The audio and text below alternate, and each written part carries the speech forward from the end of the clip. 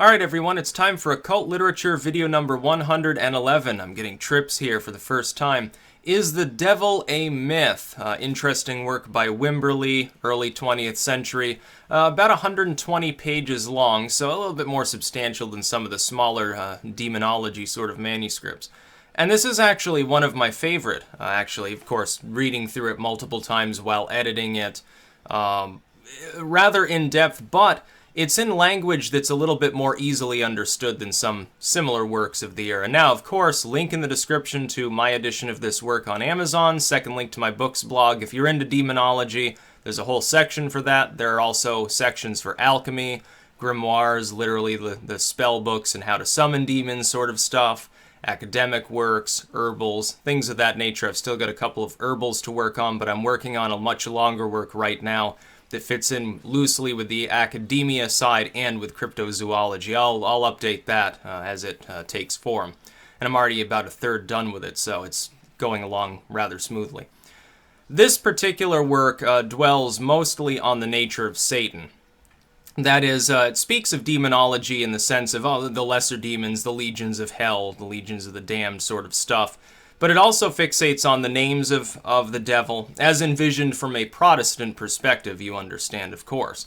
The spiritualist movement is attacked within this script. It's also a pro-temperance tract of sorts. It has a section on literally alcoholism being caused by demonic forces, demonic possession. It speaks of revelation. It's got a little bit of everything. It's rather comprehensive, but again, it's written in a way that's a little bit less on the academic side than some.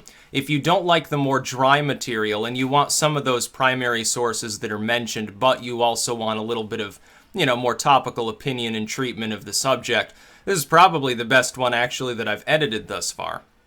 Which is strange because it's from a very religious temperance era, fire and brimstone Christian perspective. It also speaks of Satan in terms, it draws a parallel between the nature of Satan and groups at the time which were being combated by some of the more religious elements of society. For instance, illusionists, literally stage magicians.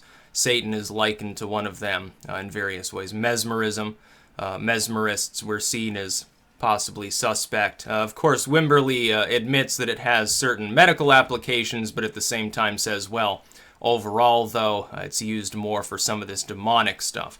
It speaks of seances after the typical Victorian sense.